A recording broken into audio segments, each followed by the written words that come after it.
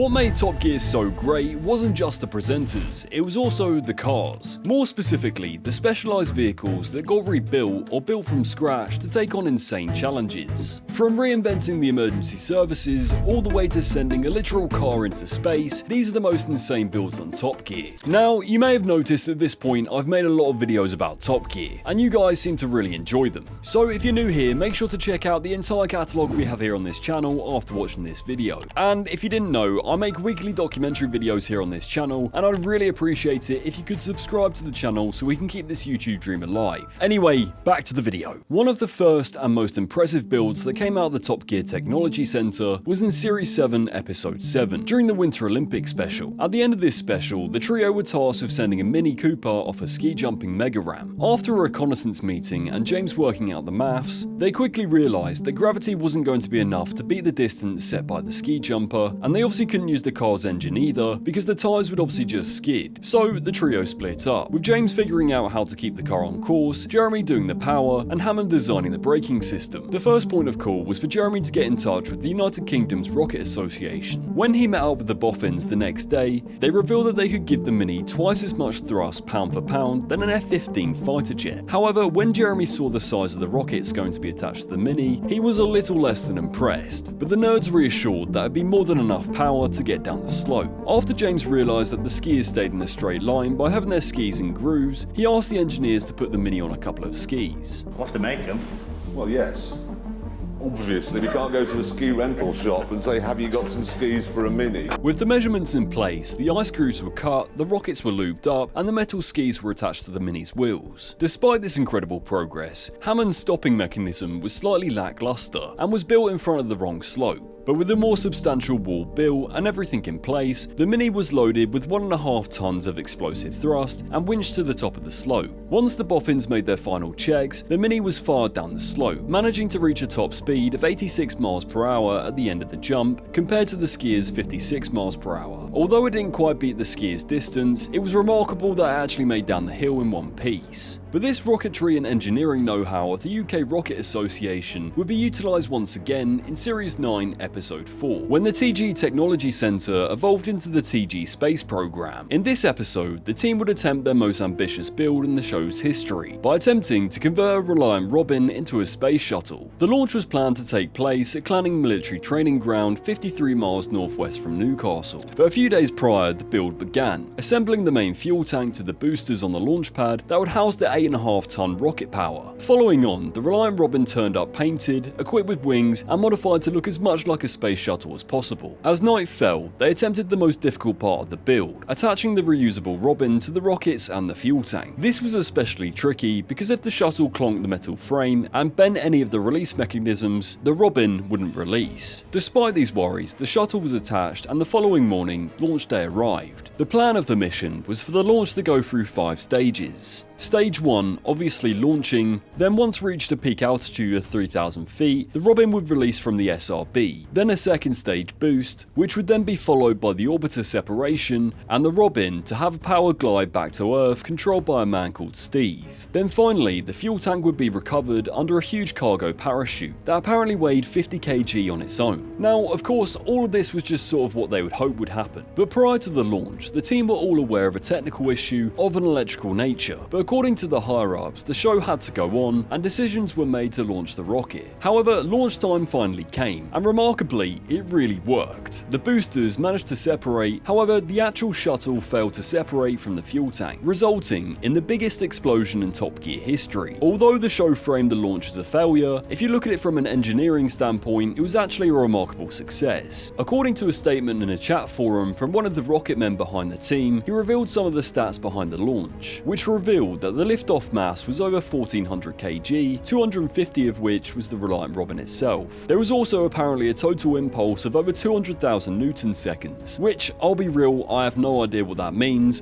but I know it sounds like a lot. When asked if anything usable survived, the rocket man said that various bits of hardware survived and the SRBs were recovered intact, underneath 2 large parachutes. However, the Robin, orbiter and X-fuel tank were mangled and below surface level. Now, Top Gear wasn't just about the cars on dry dry land, they also attempted to see if they could build amphibious vehicles. Basically, cars that could drive both on the road and water. The first incarnation of an amphibious build came in Series 8, Episode 3, when Jeremy, James and Richard were given 2 days to convert a normal road car into a functioning boat and cross a 2-mile reservoir. Jeremy chose a Toyota Hilux pickup truck, mainly because he had previously tested it on the show and it was literally indestructible. Jeremy's modifications on the toy boater included welding the floor and attaching a speedboat hull, sealing the doors for better buoyancy, and an outboard engine, initially only offering 2.5 horsepower. However, in typical Clarkson fashion, this was then switched out for a much bigger 225 horsepower engine. James' car of choice was a Triumph Herald. However, unlike Jeremy, James was going to be harnessing the wind power of Mother Nature, fitting it with a mast and sails. Richard, on the other hand, took inspiration from the world of narrowboating, converting a camper van into a houseboat. On the road, the toy boater experienced a lot of bounce thanks to the huge outboard now attached to the back of the pickup. Richard was also experiencing a lot of difficulties, having barely enough power to get up the hills, and James was living up to his nickname. Eventually, they got to Leak Reservoir, and amazingly, both James and Jeremy's builds were floating. Hammond, on the other hand, had his propeller bolted to the flywheel, so when he entered the water, it hit the ramp and led the damper van into a world of trouble, immediately sinking as it hit the water. Jeremy, on the other hand, was opening the taps of his toy boater engine, but it wasn't long before Hammond was employed to shovel water out the car. But as they made their final approach to the pontoon, a sharp turn resulted in the demise of the car within touching distance of the finishing line. James, meanwhile, was left floating in the middle of the reservoir, stranded with no wind. The next incarnation of Amphibious Vehicles came a couple series later in Series 10, Episode 2. This time, instead of crossing the calm waters of a reservoir, they were told to cross the busiest shipping lane in the world, the English Channel. To cross the choppy 20+ miles, serious improvements would have to be made to their original creations. This time, Jeremy would keep the same design of his toy boater, but switched out the base car for a Nissan hardbody. The floor was now welded more thoroughly. In addition to this, 2 huge drums were now fitted to be deployed either side of the vehicle for extra stability. Hammond, on the other hand, was still sporting his riverboat design on top of a Volkswagen T3 transporter, but once again, the only propulsion came from a propeller being attached to the rear-mounted engine. Weighing in at just under 5 tons, Hammond was still convinced it would work. Much later, James appeared in pretty much the same car, except from a collapsible mast and a new centerboard.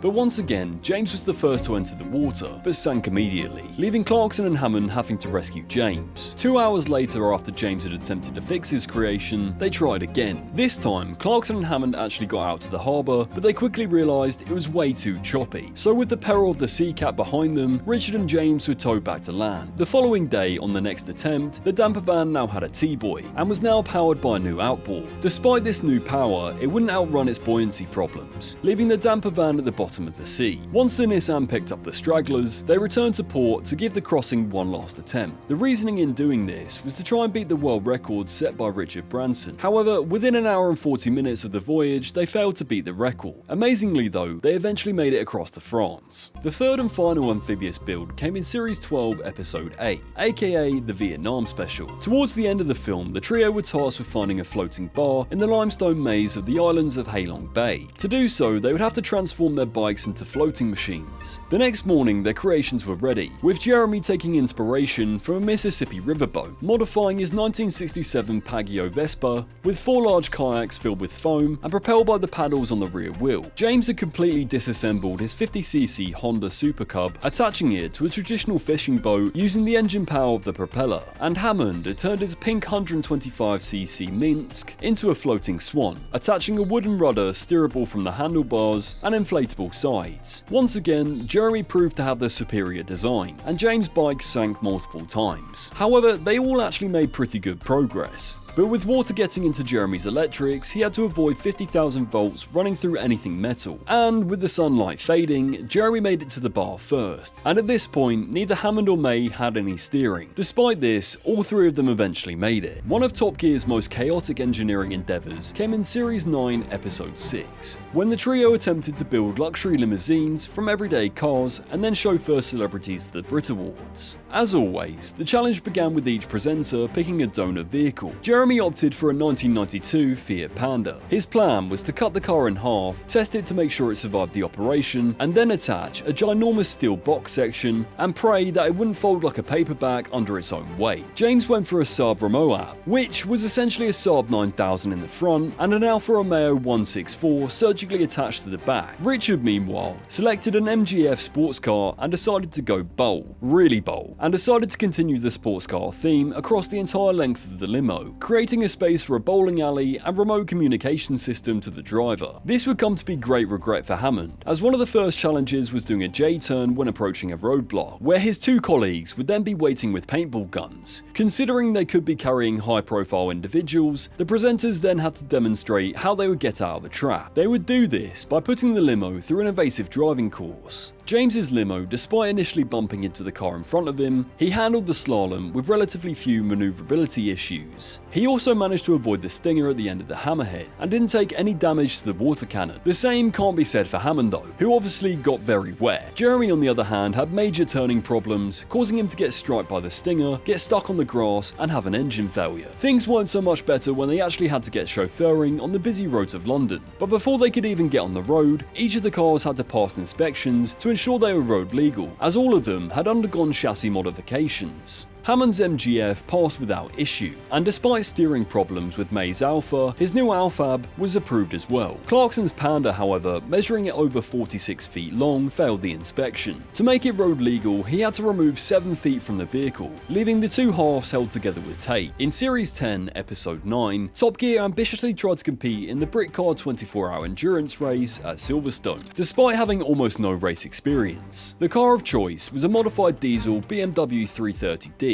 This was because in a previous episode, the team had accidentally produced 500 gallons of biodiesel after James planted the wrong seeds. So instead of burning it, they decided to enter into a 24-hour race. During qualifying, the three presenters and the Stig placed 44th overall and first in their class. However, during James's session, the car suffered a blown turbo, clutch and flywheel. After these parts were replaced, another setback arose on the morning of the race. The fuel pump had failed. Replacing it was expected to take at least 6 hours, meaning they risked missing the start entirely. However, thanks to the talents of the TG Technology Centre, the car was repaired, but wasn't able to meet the 4 PM grid time, forcing to start the race from the pit lane. Without any opportunity to test the car post-repair, the Stig took the opening stint and fought his way through the field, helping the team reach the nighttime portion of the race. However, 7 hours in, disaster struck when Richard collided with another car, leaving the BMW with heavy damage along its left side, including a broken wishbone, a destroyed brake disc, and a damaged engine. Remarkably, after 3 hours of repairs, the car returned to the circuit, but at the very back of the pack. By midday, after fixing a major fuel leak and having no front splitter, the car was only 30 laps behind and was third in their class. The objective at this point was to keep the car on the track and push the car to its limits. Amazingly, after 24 grueling hours, the car finished the race in 39th place out of 46 finishers. In Series 11, Episode 1, the presenters attempted to improve the British police fleet by designing the future of law enforcement. The objective was to make police cars cheaper, faster, and more effective, using only a small budget and their questionable engineering talents. Jeremy bought a 1998 Fiat Coupe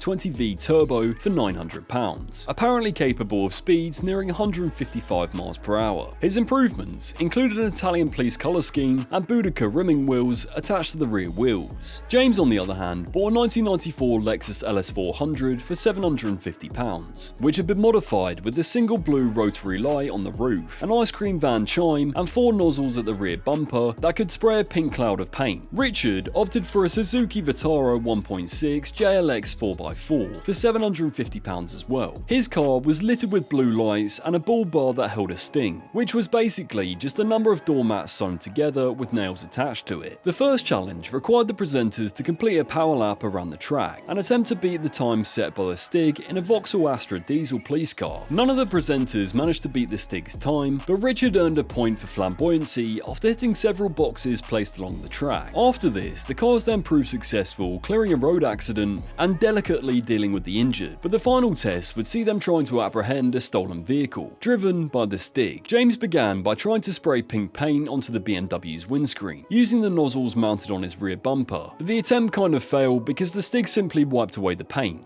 Richard followed this by using his homemade Stinger, which also proved ineffective due to its short length. And when Jeremy stepped up, it resulted in a catastrophic failure when one of his rear wheels detached, narrowly missing a cameraman with one of his Boudica spikes. In Series 12, Episode 3, the trio believed that they could make any car just as fast as an Evo 10 around the TG track, and for a fraction of the 30 grand price tag. The car the producers chose for the trio to beat the Evo's time of 1 minute 28 was a 2002 Renault Aventine. Testing the baseline time, the Renault achieved a time of 1 minute 42.5, 14 seconds off the time of the Evo. The producers then revealed that they had 10 grand to spend to beat the Evo. On the advice of James, the first purchase was 3 grand on new brakes. However, because they had now installed new brakes, the wheels wouldn't fit on the calipers, meaning they had to blow another £600 on wheels. After testing, the Renault was now more than 2 seconds slower than the original time. This then led them to spend another £600 on a different set of super sticky tyres. But when they headed to the track again, the car was now 0.2 seconds slower after applying new brakes and tyres. The next splurge was 2 grand on new suspension. They also removed the other seats and the heavy glass from the rear windows. When they spun it around the track again,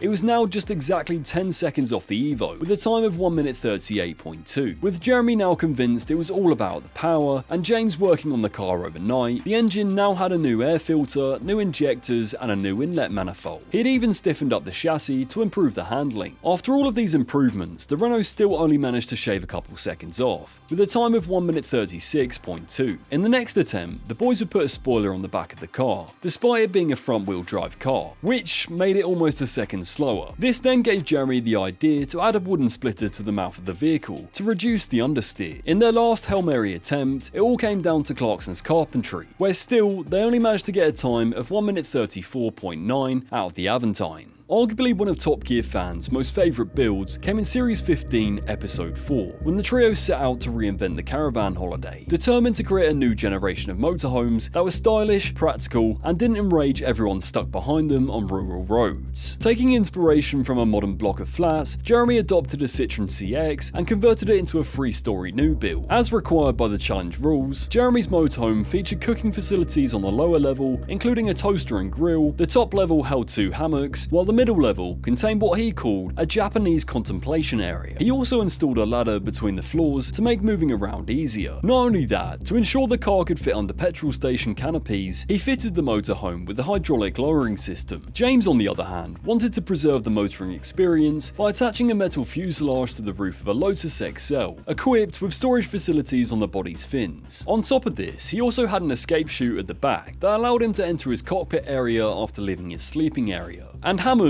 from the outside, just had a Land Rover Defender 110, but this would later expand to create a mansion away from home via wooden panels and plastic roof coverings. Once the motorhomes were completed, the presenters were instructed to drive to Cornwall for a camping holiday. However, it was here that Jeremy discovered a major flaw in his towering design. The entire car would dramatically sway in the wind when reacting to any sort of speed due to the enormous height and weight of the thing. This is what dubbed the car the Leaning Tower of Citroen. When they pulled over, he removed several windows in an attempt to let air flow through the structure. Nothing really happened, and the swaying continued. The following morning at the campsite, after a terrible night's sleep, a crane was hired to resurrect the Citroen from the wind. However, this did unfortunately destroy the Japanese garden in the process. The presenters were then told to cook a meal in their motorhomes using only supplies from a petrol station. However, the challenge came to an abrupt end when Richard's motorhome caught fire. The next day, in typical Top Gear fashion, the Leaning Tower of Citroen was chucked off the side of a cliff.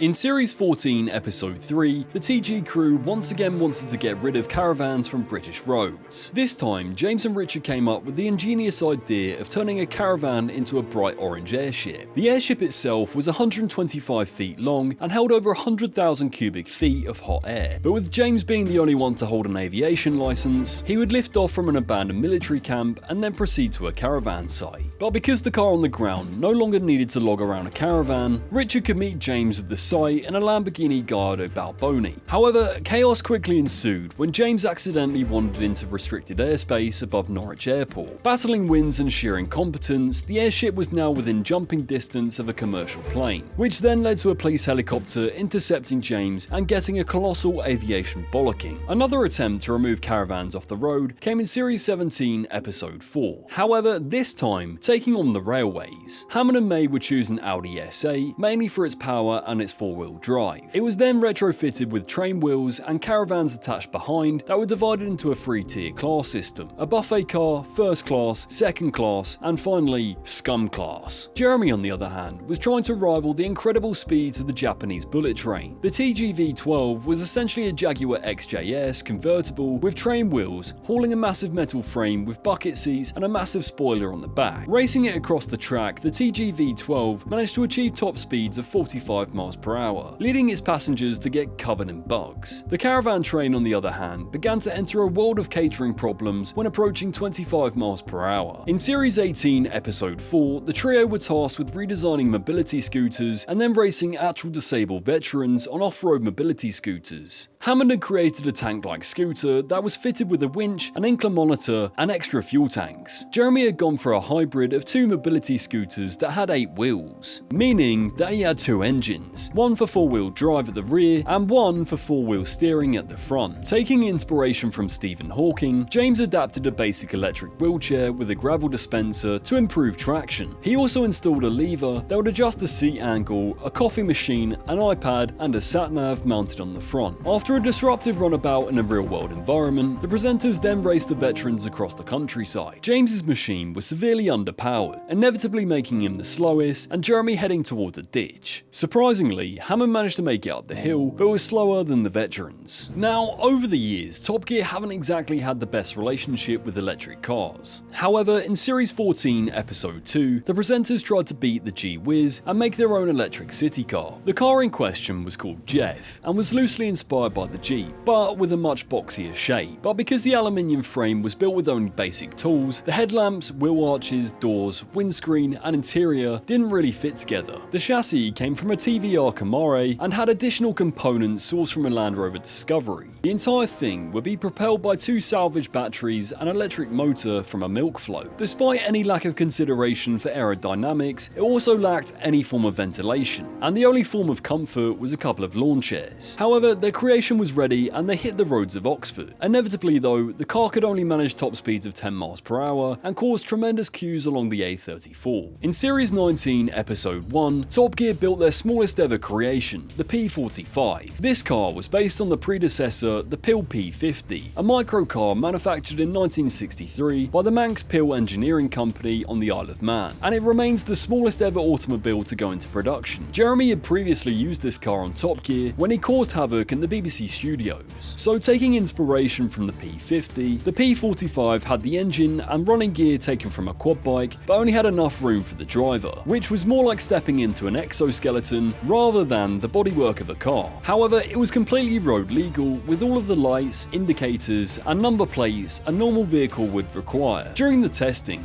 Jeremy entered the main road and got to use his wiper system and handheld GPS, but quickly realised there was a flaw in the design when going over potholes. One of the perks of the car was because that the P45 was so small, it could traverse through static traffic and be filled up without even getting out the car. Incredibly, the good results kept on coming, as the P45 only had a 1.7 litre fuel tank and the petrol station had a minimum of 2 litres delivery, making fuel essentially free. But being a fully legal road car, it was also able to drive on motorways and dual carriageways, leaving Jeremy absolutely petrified. I've never been frightened of a Citroen Picasso before when it just was. Man! Oh, I'm gonna weave on. Oh. In Series 19, Episode 5, the trio realised that car manufacturers weren't taking the needs of old drivers seriously, with most modern cars being filled with tech that they don't know how to use. So this led them to come up with the genius idea of building a car for old people and heading to the Top Gear Technology Centre. The base car they chose was a Fiat Multipla. The first point of call was removing and disarming the airbags so they could be installed on the rear bumper for protection against walls and other objects that old people run into. Clarkson then had a stroke of genius, installing a new speedometer which only showed 0 to 20 miles per hour, in the hopes that it would ease traffic. So it's only doing 17 miles an hour, so they're happy. The people stuck behind whose wives are in labour and they have meetings to get to, they're happy. Everybody wins. After the speedometer, Jeremy then installed a rear fog light switch, which does absolutely nothing at all. This was then followed by new sitting chairs, softer suspension, ginormous wing mirrors, a foam front bumper, a beige colour scheme, and a pet cage bolted to the roof. Some additional features inside the car included a magnifying glass on a swivel and a squeaky toy underneath the brake pedal. When it came to testing, they picked up 3 ladies from an old people's home to get some feedback from their control group. However, when they got to the Bowls Club, Hammond's airbag bumper feature almost caused a heart attack. Then, after picking up some non-German groceries from the shop, it began to rain, resulting in the roof leaking. However, the next morning, Jeremy was keen to show off his new self-destruct feature that would detonate anytime an old person accidentally went down the wrong slip road of a motorway.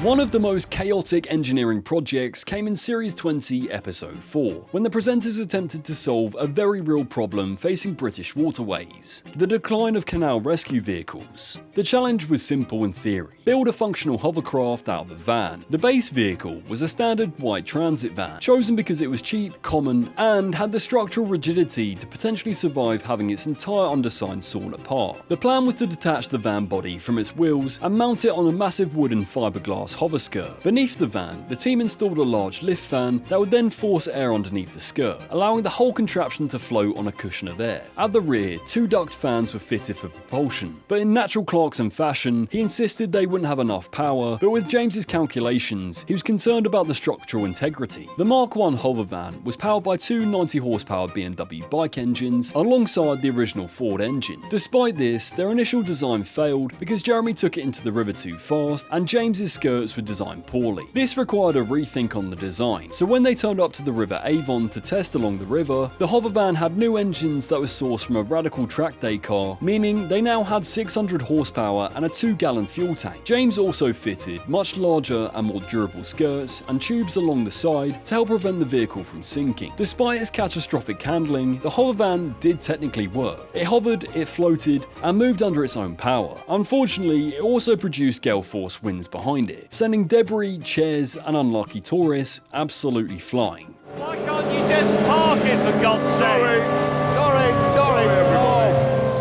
One of the last great builds before the inevitable end was in Series 22, Episode 3, where the presenters were tasked with solving another national problem: slow ambulance response times. Their mission was to design a faster, more efficient, and more practical ambulances, which, of course, resulted in 3 of the most dangerous emergency vehicles ever created. Like always, Clarkson believed that the biggest issue with ambulances was that they weren't fast enough, so he purchased a used Porsche 928 and converted it into what he described as a high-speed paramedic response unit. Some of the improvements he made included a hydraulic handbrake, a patient loading system, and a huge ramming device that could be deployed in front of the front bumper to get traffic out of the way. Richard bought a Chevy G20 van that he then converted into an apocalyptic ambulance. Improvements included a radioactive paint job, nitrous for both the patient and the car, and a radioactive gas cannon to deploy at static traffic. James, however, went for the unconventional Ford Scorpio Cardinal, which is actually just a hearse. His modifications were based on business class airline travel, which included plain windows, a soft bed, and a choice from a range of pillows, and a motorized loading bay. To test their homemade ambulances and identify their shortcomings, the presenters were then driven around the Top Gear test track by the Stig while attempting to perform a medical procedure on a dummy patient in the back. Richard managed to nearly secure his patient, but struggled during the corners as the lateral G-forces caused him to botch the operation. Despite the instability, his modified G20 van turned out to be the fastest overall. The Herspulance was significantly more flawed. His motorized docking bay immediately smashed open, and because the Hearst had a very low ground clearance, it made it painfully slow over speed bumps. In the end, James posted a dismal time of 12 minutes, one of the slowest laps ever recorded on the track. Jeremy's Rambulance faced its own challenges. Its tiny size made it difficult to treat the patient while moving, especially through the corners and over the bumps. Top Gear has never been a car show. It's been a celebration of ridiculous ideas, chaotic engineering, and 3 middle-aged men proving that time and time again that health and safety rules were more of a suggestion than a requirement. Whether they were launching a Reliant Robin into the stratosphere, turning vans into hovercrafts, or genuinely trying to reinvent emergency services, the TG Technology Centre became one of the most entertaining workshops ever put to television. Anyway, if you've made it this far, thank you so much for watching this video. It really does mean a lot to me. If you want to listen to all of my videos on the go, my videos are now available on Spotify, so make sure to go follow me over there, along with my Instagram at PhatMema. And if you are still here, like this video, subscribe, and comment below what you want to see next. As always, I'll see you in the next one.